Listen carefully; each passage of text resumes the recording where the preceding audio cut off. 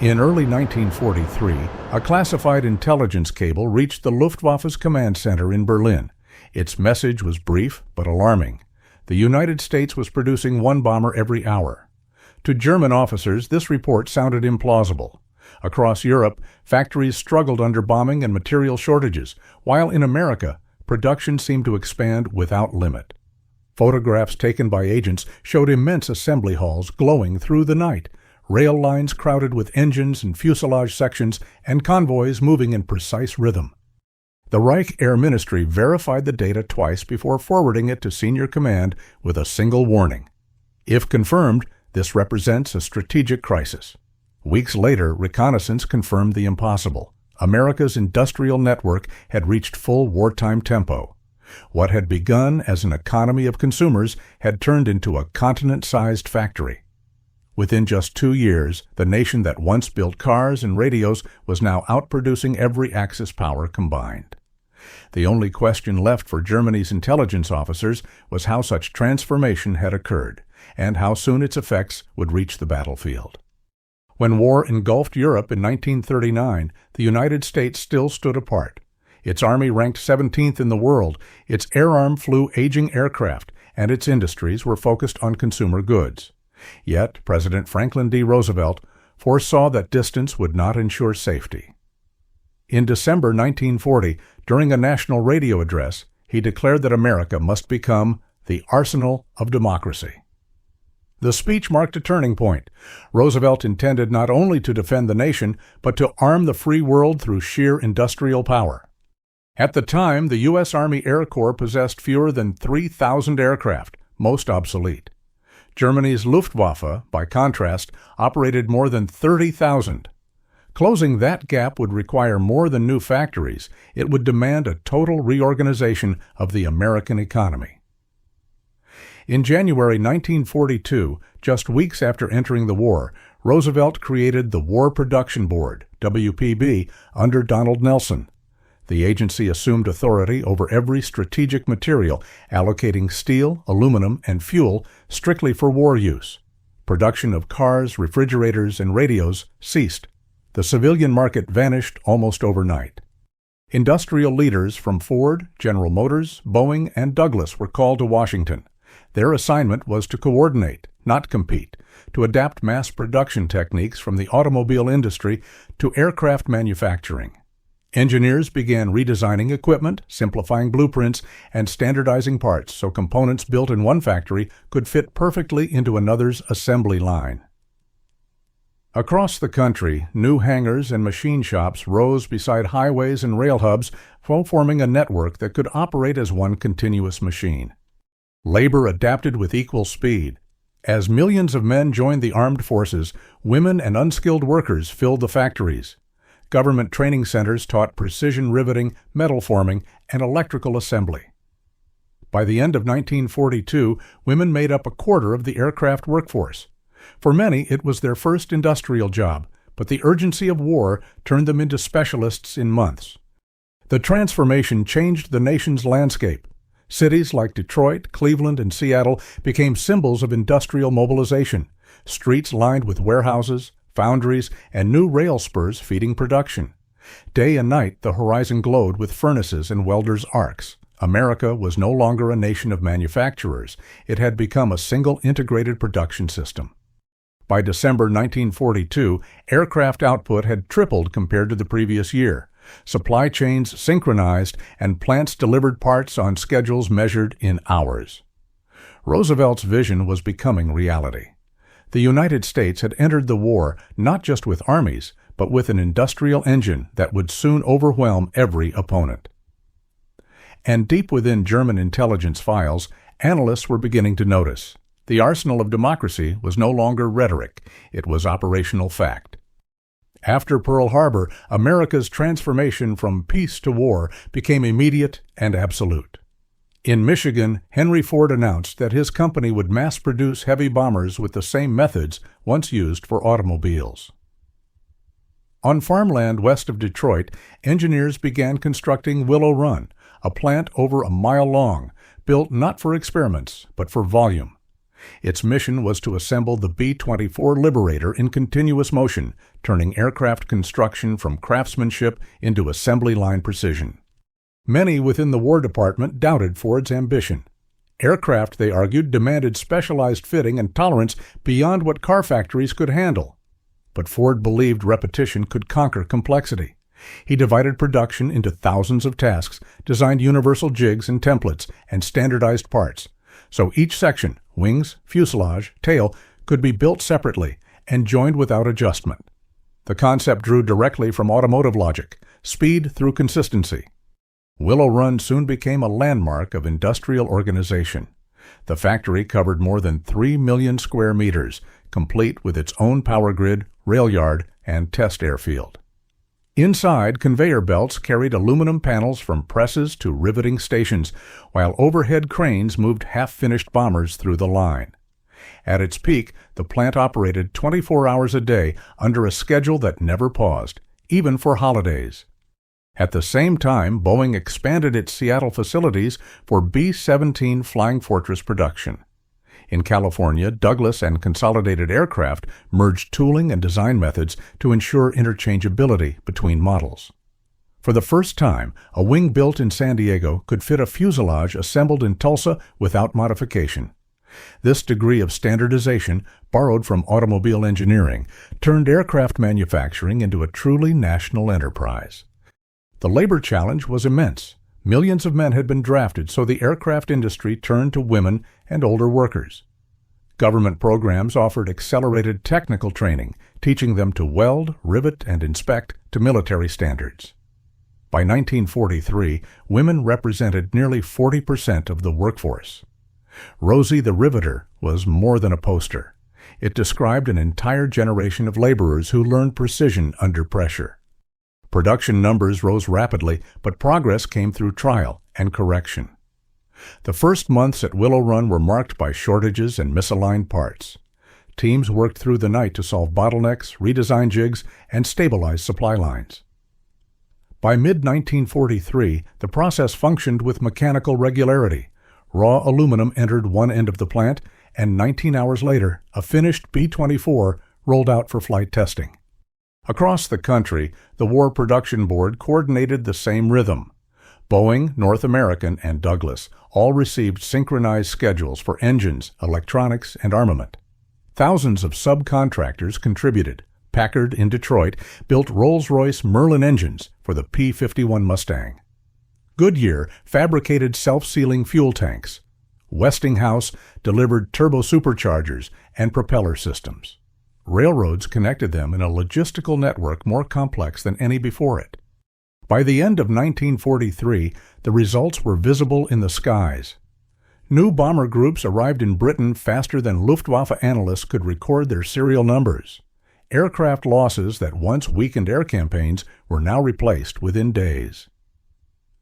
America's industrial capacity had outgrown the limits of attrition. What began as Henry Ford's personal experiment in mechanical organization had evolved into the backbone of an industrial war machine, one capable of sustaining a global air campaign without interruption. By 1943, the full weight of America's industrial system was engaged. What had started as an emergency mobilization now functioned like a national machine, coordinated, precise, and relentless. The War Production Board, WPB, controlled every material and schedule, regulating the flow of aluminum, copper, and fuel with military efficiency. Each region had its specialty. The Midwest produced engines and fuselages, the West Coast handled final assembly, and the South supplied raw materials. The boundaries between states disappeared in a single connected economy of war. At Willow Run, the Ford plant that once symbolized innovation became the standard of mass production. Over a mile long, it operated 3 shifts a day without pause. Trains unloaded aluminum sheets that were pressed into panels, riveted into frames, and fitted with wings before being rolled out to the airfield for test flights. Thousands of workers, engineers, inspectors, and assembly crews moved in synchronization, their actions timed to the minute. By mid-1944, Ford achieved what had seemed impossible, a completed B-24 Liberator every 55 minutes. Elsewhere, Boeing's Seattle Plant 2 turned out B-17 Flying Fortresses in endless succession, while Douglas and Consolidated expanded their California lines for transports and patrol aircraft. A single bomber could contain parts from 30 different states: hydraulics from Ohio, radios from New Jersey, armor plate from Pennsylvania. The railways became arteries of production, linking thousands of subcontractors into one continuous supply web. Each day, hundreds of freight cars carried components across the continent, every shipment logged and traced by serial number. The scale of labor was unprecedented. By 1943, more than 2 million people worked in the aircraft industry. With most men at the front, women filled the workshops, operating presses, riveting fuselages, and inspecting engines. The government launched accelerated training programs that turned civilians into skilled technicians in weeks. The image of Rosie the Riveter represented a social change as real as the machines themselves: discipline, endurance, and shared purpose replacing peacetime routine. Inside the factories, the rhythm was continuous. Conveyor belts hummed, cranes swung overhead, and the floor vibrated with the pulse of production. Posters reminded workers of the mission: the quicker it's built, the quicker they come home. Cafeterias and transport lines operated around the clock to sustain the tempo. There were no idle hours. Industrial management had become a form of command. The War Production Board tracked every figure daily. If one plant fell behind, another absorbed its quota. Inspectors from the Army Air Forces checked every batch for conformity, ensuring that aircraft produced in different factories could be maintained interchangeably in the field. Material waste was nearly eliminated. Even packing crates and shipping containers were standardized to speed loading at ports. Energy demands grew just as rapidly. Electrical consumption doubled between 1941 and 1944. Hydroelectric dams in the Pacific Northwest powered aluminum smelters, while coal-fired plants in the Midwest supplied the factories of Detroit and Cleveland. The power grid itself was militarized, diverting entire regions to sustain production 24 hours a day. By the end of 1943, the results were visible in every metric. The United States was producing 8,000 aircraft per month, half of them heavy bombers. Engine output, spare parts, and armament followed the same curve. Convoys from East Coast ports carried crated aircraft overseas faster than receiving crews could unbox them. The logistics system functioned with mathematical precision. For German intelligence, the scale of this expansion defied logic. Reports arriving through neutral channels confirmed the same conclusion. American production was beyond strategic counteraction. Aerial photographs revealed new plants stretching across entire counties. The Abwehr labeled its summary Notfallmeldung, an emergency report, warning that America's industrial mobilization has removed all limits of attrition. The implications were immediate. Luftwaffe units were losing aircraft faster than Germany could replace them. Every Allied raid destroyed facilities essential to German output, while U.S. factories continued to expand unaffected. By March 1944, the gap in production had become irreversible. Germany built roughly 3,000 aircraft per month. The United States built nearly 3 times that number. When intelligence officers presented these figures to Berlin, they were met with disbelief. Yet field commanders understood the reality. The bombers over Europe no longer represented isolated missions, but the visible consequence of an industrial force without exhaustion. In the words of one captured German officer, "We could fight their planes, but not their factories." That year, production itself became a weapon. The arsenal of democracy, once only a political phrase, had transformed into a continent-spanning organism, one that consumed raw materials, labor, and energy to feed the front lines without pause. America had achieved the one condition no other power could match: the ability to wage total war through industry alone. By mid-1943, German intelligence analysts began receiving reports that challenged logic. Reconnaissance photos over British airfields showed bomber formations multiplying faster than expected. Aircraft losses reported by the Allies no longer matched the numbers seen in the sky.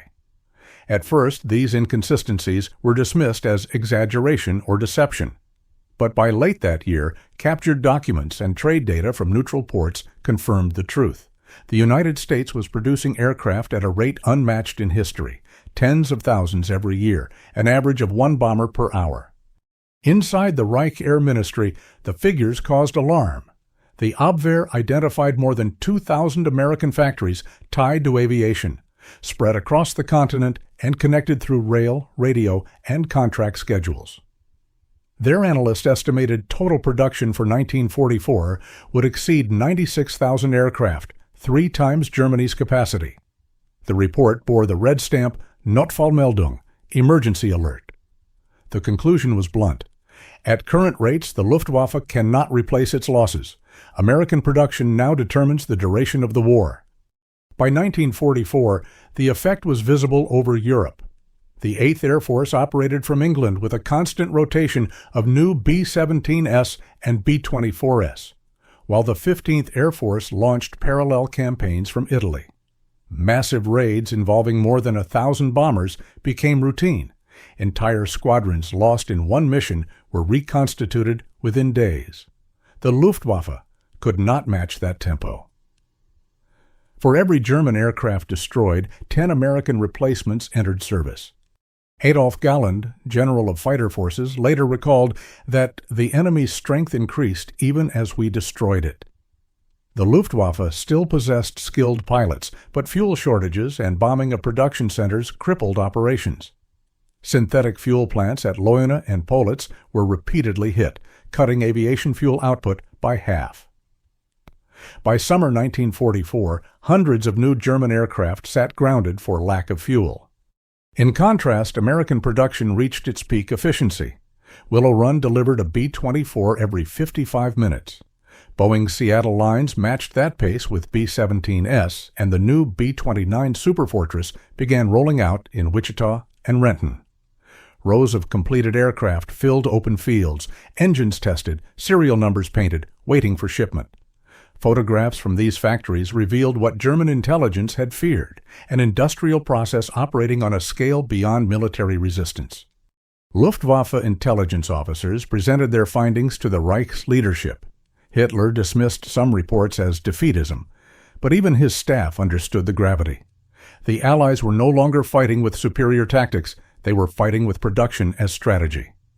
The industrial imbalance had become irreversible. By late 1944, the collapse of German air defense was visible from the ground. Daylight raids blanketed industrial cities without pause.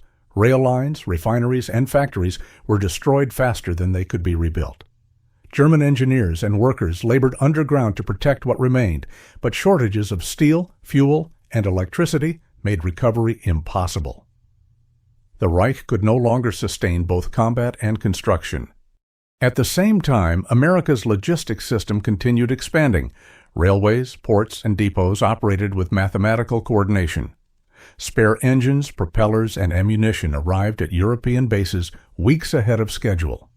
The efficiency of that network meant that attrition, the destruction of machines and crews, no longer altered the outcome. The United States could rebuild its air fleets faster than the Luftwaffe could record the losses. The difference lay not only in numbers, but in organization.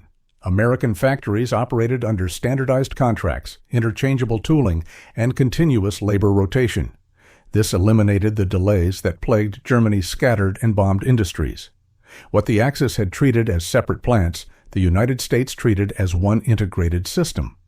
By the end of 1944, German intelligence reached a final conclusion. Industrial output had replaced combat power as the determinant of war. The skies over Europe confirmed it. Waves of B-17S and B-24S, escorted by long-range P-51 Mustangs, crossed the horizon in formations too vast to count. From the ground, the spectacle resembled a moving factory in the sky, each bomber a product of a continent working in unison. What began as a report of disbelief had become fact. The nation once underestimated for its distance, and consumer economy had achieved what no power before it had done, turning production itself into a weapon. By the final months of 1944, the Luftwaffe's fight for air superiority was effectively over. The arsenal of democracy had achieved its purpose, and the sound that echoed over Europe was no longer just engines. It was the rhythm of an industrial empire that never stopped building. When Germany surrendered in May 1945, the production lines that had once roared without pause finally went silent. The floodlights dimmed, and the metallic rhythm that had defined 4 years of total war faded into memory. At Willow Run, the last B-24 Liberator rolled off the line, followed by the applause of tired workers who had built nearly 9,000 bombers. Across America, plants that had run day and night began shutting down one section at a time. The war that industry had sustained was over, and the arsenal of democracy had fulfilled its purpose. Between 1940 and 1945, the United States produced almost 300,000 aircraft, outnumbering the combined total of all Axis nations. Civilian industries had been transformed beyond recognition. Automobile lines retooled for engines, appliance factories adapted to precision mechanics, and shipyards restructured for aircraft assembly. At its 1944 peak, American industry completed one combat plane every 5 minutes and one heavy bomber every hour. No precedent existed for such speed or scale. The victory was not only military, it was logistical and organizational, a demonstration that modern war could be won through coordination as much as through combat. Demobilization came as swiftly as mobilization had. By 1946, most military contracts were canceled, and millions of workers returned to civilian life. Yet the industrial base they built did not vanish. It reoriented. Ford converted parts of Willow Run to peacetime automobile production. Boeing and Douglas transitioned their experience into the jet transport industry, laying the groundwork for the coming age of commercial aviation. The production systems refined under the War Production Board, standardization, interchangeable design, and mass logistics became the permanent framework of post-war manufacturing. The human legacy was equally profound. During the war, more than 6 million women and hundreds of thousands of minority laborers had entered skilled trades. Many continued working after 1945, altering the American labor landscape.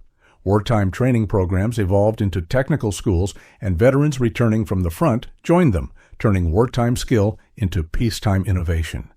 This workforce, disciplined, educated, and experienced, fueled the economic expansion that would define the next decade. Globally, the United States emerged from the war with its industry untouched and its productivity unmatched. Europe and Asia lay in ruins.